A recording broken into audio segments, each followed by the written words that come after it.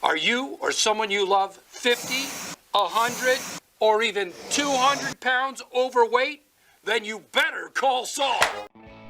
Better Call Saul, the often overlooked and underrated spin-off about the lawyer Saul Goodman from Breaking Bad, is about just as good as a show can be. The Emmys happened a few days back, and I was shocked that Better Call Saul did not win in a single category. Since its debut back in 2015, it has been nominated 39 times and zero wins. While I don't think that awards decide whether a show is good or not, but I think they bring in a lot of new viewers after a show wins something. But more importantly, it shows that people care about the show and appreciate the talent involved in making it. This got me into thinking why the show is so underrated, and maybe that is why it never won an Emmy. At the time the show was announced, not many people were confident that it will be good. I mean, a show about a side character who is a lawyer and is mostly there for laughs.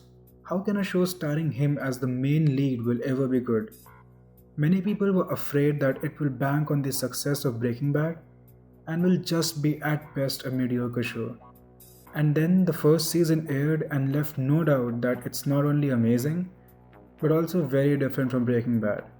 The show takes place 6 years before the events of Breaking Bad, and while the show is called Better Call Saul, there is no Saul here. It's just a guy called Jimmy McGill and his journey to become Saul Goodman that we focus on. He's not the flashy, quirky lawyer we saw in Breaking Bad. He's just a small-time guy trying to make the ends meet. He sleeps in his office and also has a brother to take care of, who, by the way, is sensitive to electricity and wears a space blanket around him all day. He has to take care of him. He has issues, his personal life is a mess, and he's just trying to make everything work. The show is, however, rooted in the universe of Breaking Bad, and unlike most prequels, it actually makes it better. That is such a rare feat for any show or movie in general.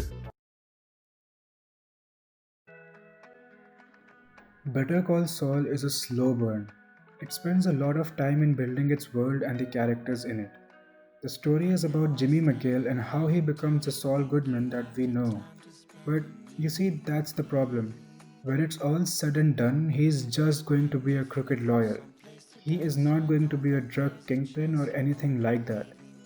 The payoff is not going to be a big TV spectacle like most of us expect. Instead, it's a slow and subtle change in the characters and their decisions that greatly affect the plot moving forward. Since we have spent the last 4 seasons with them, we know who they are and how they function. That is the payoff the show offers. It isn't happening on the screen. The payoff is what we audience experience when something subtle happens or something that we know will affect the series forever. It puts you on the edge of the seat, and it's just as intense as any action scene in any movie can ever be. But to get a payoff, we have to invest time in the show. When you compare it to Breaking Bad, which you should not, but people will, then it might look like the show lacks the spectacle that Breaking Bad had. But Better Call Saul is its own thing, and it's so different from Breaking Bad that we should not expect the same things from it. You cannot watch the show and not wonder which characters from Breaking Bad might show up in this. And a lot of them do. It's almost as if we are getting 3 stories in one. We have the story of Jimmy and his journey that usually has completely new characters.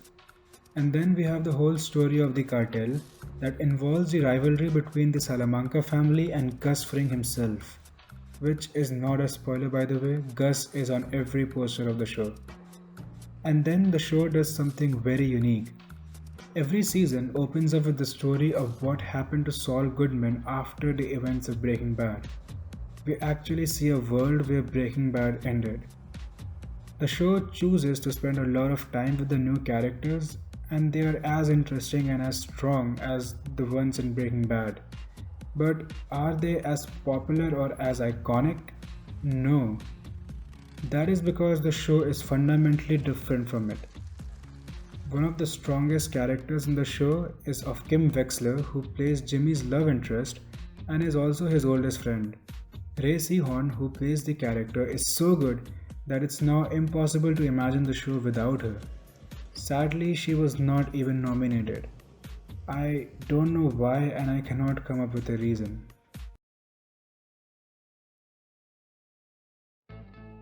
Finally, I think this is one of the main reasons why the show is so underrated and overlooked.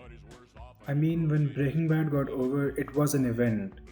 Everyone was satisfied with what they had experienced, and nobody really thought anything could follow it up. I don't think anyone expected to see a spin off prequel on Saul Goodman that was not even about him. The perception that people had that anything after Breaking Bad should be better than it, or else what's the point in watching it, is what letting Better Call Saul down. It stands on its own, and I think people should see for what it really is. The next season is going to be the last one, and if it doesn't end up winning a single Emmy, then it will be kinda disappointing, just like the last season of Game of Thrones was.